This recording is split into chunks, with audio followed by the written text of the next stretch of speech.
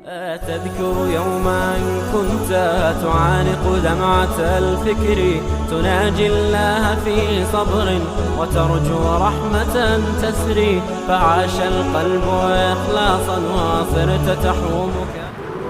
تو آج کے اس عنوان میں دو سوالوں کا جواب دینا مقصود ہے.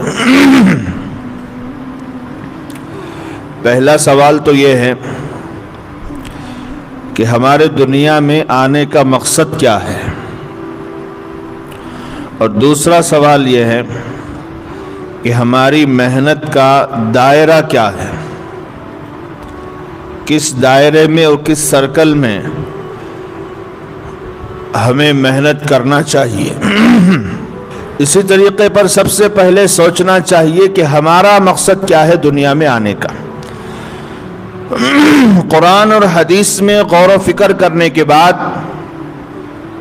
یہ بات صاف طور پر سمجھ میں آتی ہے کہ مومن بندے کا، ایک مسلمان کا دنیا میں جینے کا مقصد صرف اور صرف ایک ہے، اور وہ ہے اللہ کی رضامندی، اللہ کی رضا. اس کے سوا کوئی اور مقصد نہیں ہے. دنیا میں اللہ تبارک و تعالی نے راضی کرنے کے لیے جتنے طریقے دیے ہیں، عبادات کے تعلق سے، معاملات کے تعلق سے، یہ پورا کمپلیٹ دین، اس مذہب اور دین کو دینے کا مقصد ہی اللہ کی رضامندی ہے کہ تم اس پر چل کر مجھے کیا کر لو، راضی کر لو. تو پورے قرآن اور حدیث پر غور و فکر کرنے کے بعد مقصد کا پتہ یہ چلا کہ ہمیں دنیا میں اللہ کو راضی کر کے جانا ہے، یعنی اللہ کی رضامندی حاصل کر کے جانا ہے.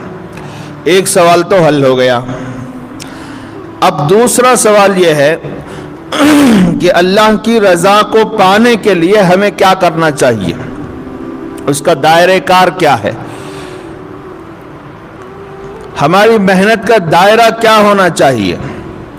اس سوال کا صحیح جواب معلوم نہ ہونے کی وجہ سے دنیا میں بہت ساری قومیں، بے شمار فرقے گمراہ ہو گئے اور آج تک بھی ہو رہے ہیں.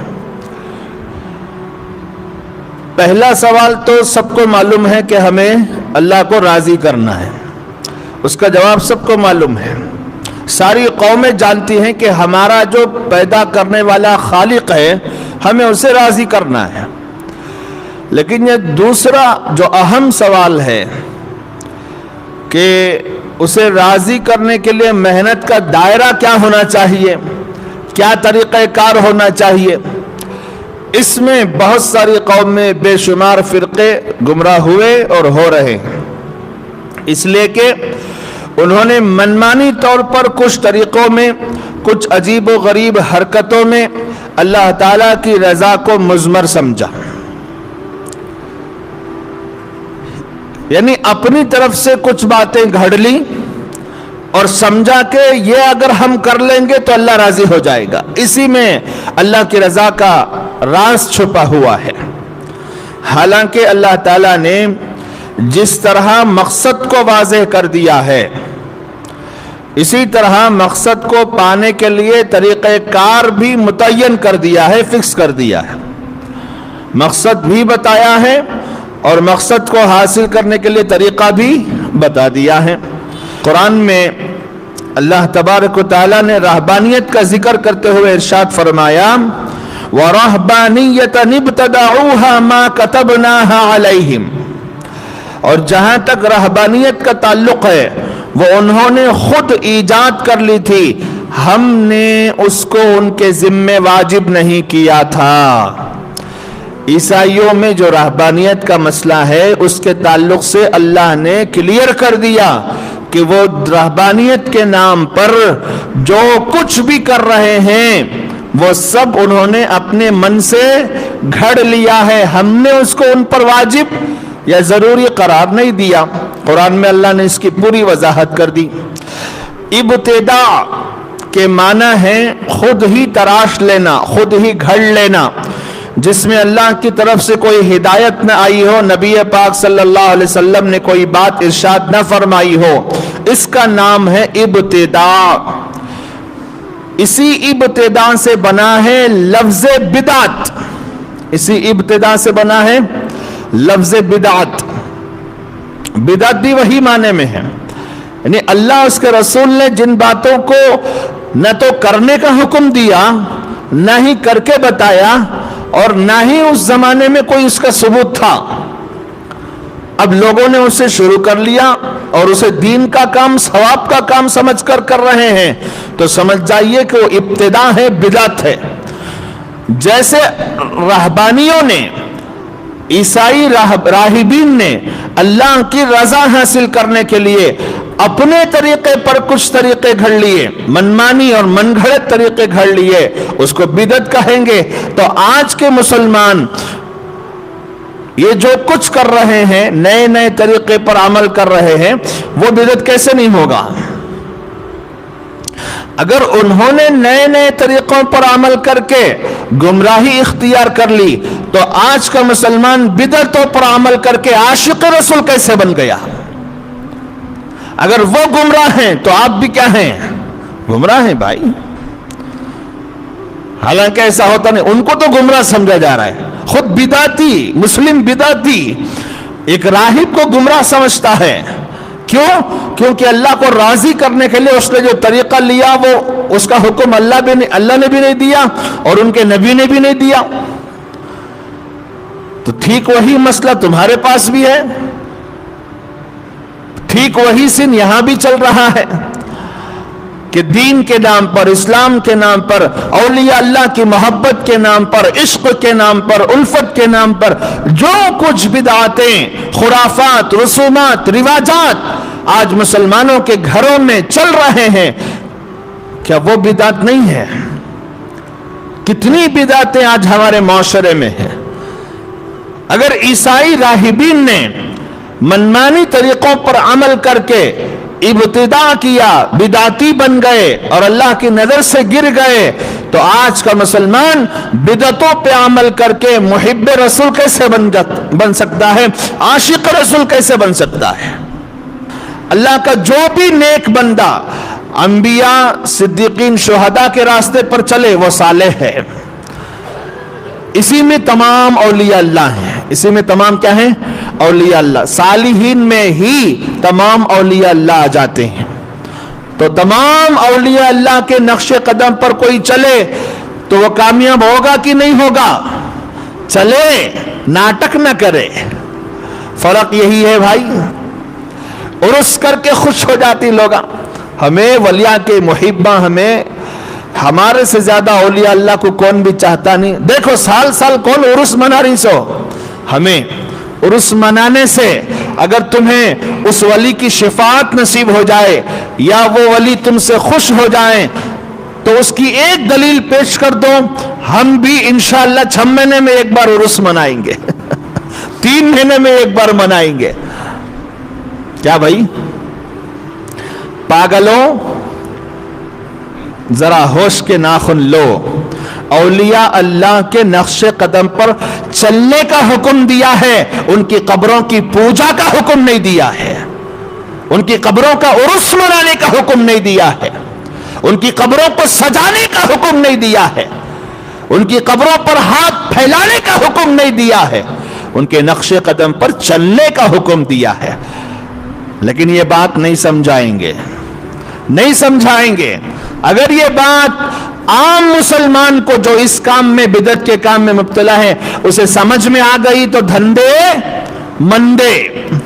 دھندے پورے مندے ہو جائیں گے۔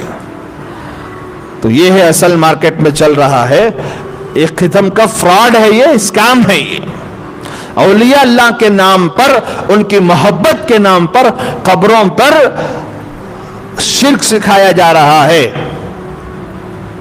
اللہ ہم سب کی حفاظت۔ اسی لیے میں بار بار کہتا ہوں، جن اولیاء اللہ کی قبروں پر جا کر تم لوگ منت مانتے ہو، نظر مانتے ہو، چڑھاوا چڑھاتے ہو، چادریں چڑھاتے ہو اور اگربتیوں کے کٹے سلگاتے ہو، کبھی کسی ولی نے یہ کام اپنی زندگی میں کیا ہو مجھے صحیح سند کے ساتھ لا کر دکھا دو، پوری زندگی کسی قبر کا مجاور بننے کے لیے میں تیار ہوں۔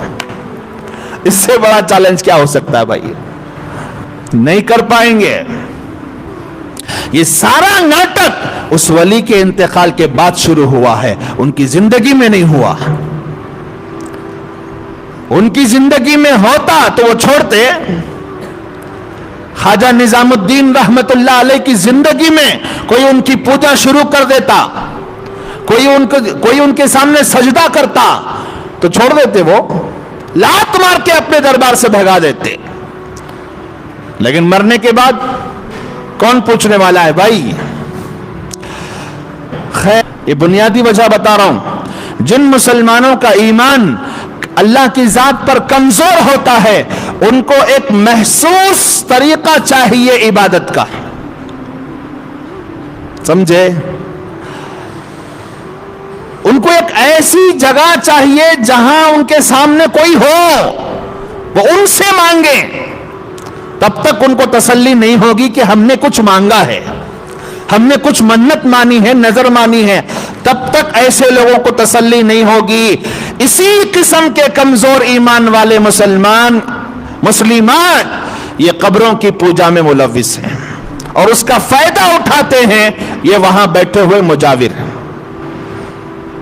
بوندی کے نام پر، پھولوں کے نام پر، چادروں کے نام پر، اگربتیوں کے نام پر، قبروں کی سجاوٹ کے نام پر، لائٹنگ کے نام پر پتہ نہیں کیا کیا ہو رہا ہے۔ ایک بڑا کیا کہتے ہیں مافیا ہے، ایک راکٹ ہے۔ تو میرے بھائیوں عقل سے کام لو۔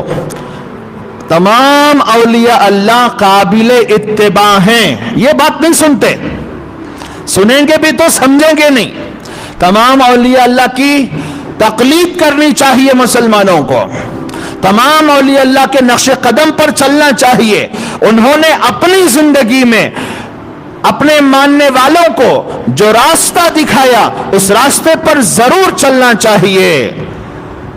یہاں تک تو ٹھیک ہے بھائی، اب اس کے بعد جب ان کا انتقال ہو جاتا ہے تو ان کی ایک اونچی قبر اور مقبرہ بنا کر اس کی پوجا شروع کر دینا اور ان کے پاس مانگنا شروع کر دینا، اور یہ سمجھنا کہ ان کو اللہ نے اختیار دے دیا ہے، وہ دنیا کے نفع و نقصان کے مالک بن چکے ہیں، وہ مختار بن چکے ہیں۔ یہ ہے وہ عقیدہ جو سیدھے جہنم میں لے جائے گا۔ یہ ہے وہ عقیدہ جس کی وجہ سے علماء دیوبند روکتے ہیں، ورنہ کوئی ذاتی دشمنی نہیں ہے مسلمانوں سے اور اس طرح کام کرنے والوں سے کوئی ذاتی دشمنی نہیں ہے۔ عقیدے کا بگاڑ اعمال کو برباد کر دیتا ہے۔ نماز بھی قبول نہیں، روزہ بھی قبول نہیں، حج بھی قبول نہیں، لیکن حج پہ حج، عمرے پہ عمرہ کیے جا رہا ہے، لیکن عقیدہ کیا ہے بھائی؟ عقیدہ کیا ہے؟ کہ ولی کچھ کر سکتے ہیں میرے لیے، اللہ تو ہے لیکن کریں گے کون؟ ولی کریں گے۔ یہ عقیدہ بربادی کا عقیدہ ہے، ایمان کے برباد ہونے کا سبب ہے۔ کیسے سمجھاؤں میں؟